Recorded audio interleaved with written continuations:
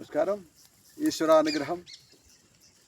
నేను మీ యొక్క స్వాసినాథ గురూజీ, తిరువణ్ణామలై నుంచి.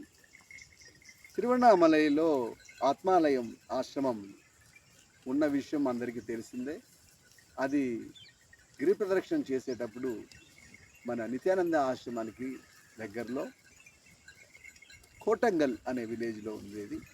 దానిని ఈశ్వర అనుగ్రహంతో మన సొంత ఆశ్రమం మనకి మార్చడం జరిగింది. అది తలవాకులం అని ఒక విలేజ్, తిరువణామలకి ఒక 10 కిలోమీటర్ల దూరంలో ఉంది.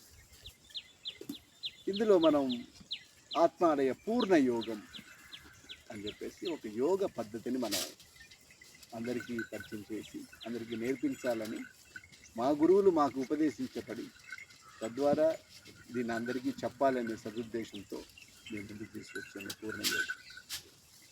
పూర్ణయోగం చాలా రకాల యోగా పద్ధతులు ఉన్నాయి కదా స్వామి. ఈ పూర్ణయోగానికి దానికి ఉన్న డిఫరెన్స్ ఏంటంటే చాలామందికి తెలియకపోవచ్చు. అది ఇప్పుడు ఏంటో తెలుసుకుందాం. యాక్చువల్గా ఈరోజు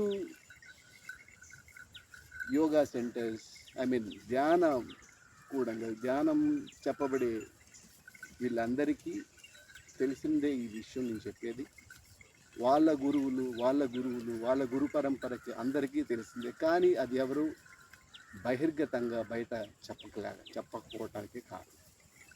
దానివల్లనే షార్ట్కట్గా వాళ్ళ పద్ధతులు వాళ్ళు మట్టుకే చేస్తూ దాంట్లో చేస్తున్నారు. ఏంటంటే అందులో ఉండే ఫండమెంటల్ ఆఫ్ ధ్యానం, నియమం, పద్ధతులు, ఆసనంగా ఈ దేహాన్ని ఒకేసారి సడన్గా కూర్చోబెట్టడానికి, కొంత సమయం సడన్గా కూర్చోవాలంటే ఇక్కడ నొప్పి అక్కడ నొప్పి ఉంటుంది. కదలకుండా కూర్చోగలగడానికి ఒక ఆసన పైచి ఉంటుంది. దాని ఆసన సిద్ధి కోసం మనం చేయాలి.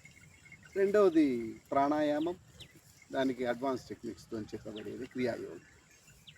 మూడవది శ్వాస గమనం, దాని అడ్వాన్స్ టెక్నిక్స్, దానికి సంబంధించి అదే దాన్నే మనం పూర్వీకులు మన పెద్దవాళ్ళు అనేవాళ్ళు. దాన్ని ఏంటని శ్వాసని గమనించిన అదే నీకు ధ్యానంగా మారుతుంది. అది నిజం. అదేవిధంగా విపස්සన అనేది చక్ర గమనం అనేది, నెక్స్ట్ మంత్రజపం, కుండలిని రాజయోగ, వాసి యోగం, ఇలా 5 రకాల ధ్యాన పద్ధతులు. 6వదైన మంత్రదీక్ష, ఇవన్నీ కలిపి 7వదైన ఇవన్నీ ఒకదాని తర్వాత ఒకటి తెచ్చుకొని ఫుల్ఫిల్గా అది ఫినిష్ అయ్యి ముందుకు వచ్చి ఆత్మాలయ ప్రాణ పూర్ణ యోగం అనేది పూర్తి. దీని గురించి మెల్లిగా తెలుసుకుందాం మనం 1 by 1. సర్వే జనా సుఖినో భవంతు. ఈశ్వర.